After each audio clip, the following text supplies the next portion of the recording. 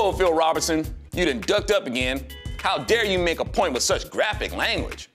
With all the profanity, obscenity, debauchery that's promoted in the entertainment industry, people are outraged over what Phil Robertson said. Cover your ears, kiddies. That especially includes anybody under 30, because what Phil Robertson says will cause you to pee on yourself at the sight of a duck.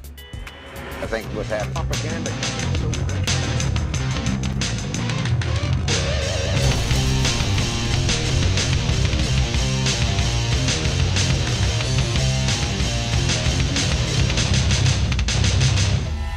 Now, what's so horrible about what Phil said is that he called out atheists on their worldview.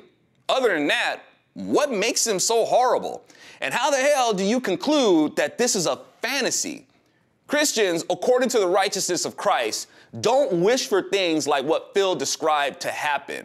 We're not going to waste time wishing things like what Phil described to happen to atheists. We'd actually prefer you come to know the Lord without trauma or tragedy befalling you. If you insist on using the word fantasizing concerning our desires for atheists, I assure you as Christians, according to the righteousness of Christ, we'd much rather fantasize, as you put it, that you'd find a place in your heart for the Lord. The ones actually fantasizing about things are the ones creating some fantasy about what Phil said and meant. Jesus is not interested and does not call for coercion. Anybody who has ever done that has violated the commandment to not take God's name in vain. You can't blame the teachings of Christ for that. Anyway, concerning fantasies, you got liberal artists who obviously get off on illustrating the most profane imagery. But Phil narrates a scenario to make a point, and all of a sudden, this culture that gets off on depraved imagery and listening to profane music is shocked because of what Phil Robertson said. ISIS puts out videos torturing people to death, which means obviously there are people who do incapacitate people and murder them. There are people who do rape women in front of their husbands. He's not creating some fantasy. People do carry out such crimes against people. I heard all this hype about the movie The Girl with the Dragon Tattoo. Oh, it was awesome. You gotta see it. It was disgusting. Oh yeah, it's so artsy and groundbreaking how they show the girl getting raped and sodomized. The manner in which that was executed makes me think that the makers of that film fantasize about situations like that. People generally know that rape is bad. It isn't like you have to draw people a picture. Unfortunately, some people disregard the rights of others and will impose their will no matter how much you tell them it's wrong and against the law.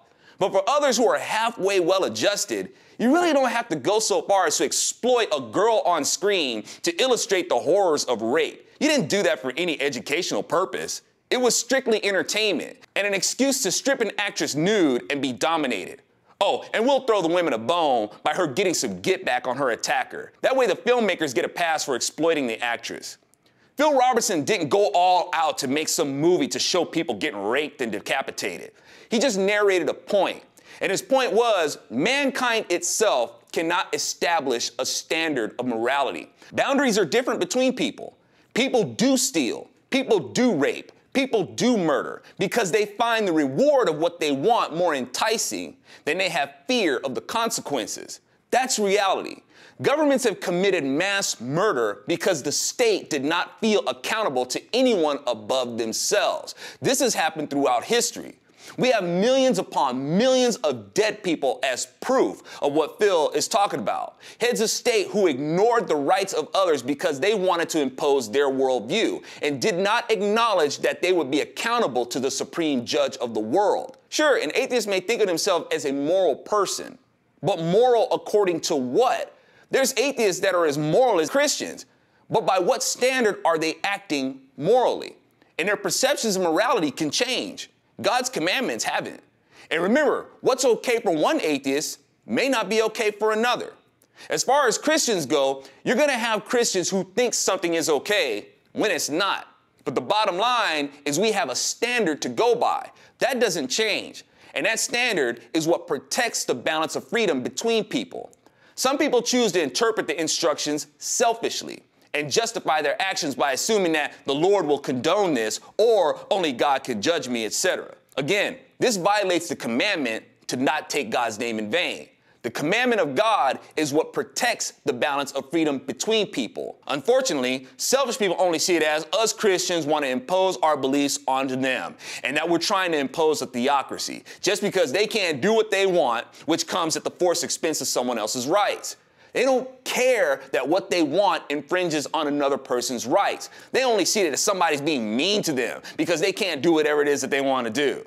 For example, I don't care if it deprives another person of their right to live, and I don't care that it deprives another person of their right to property to pay for my choice. I'm going to impose my will to deprive another person of their rights, but don't you dare tell me that I don't have the right to do that. Don't push your God on me. So I reckon Phil's point is simply, if you don't feel accountable to anyone, then it's a free-for-all. But it's a different story when you become fair game to the ideals of no accountability to the so-called non-existent supreme judge. I'm Alfonso Rachel with ZoNation, and all right, Phil, that's twice I've come to your defense. I'm gonna have to start charging.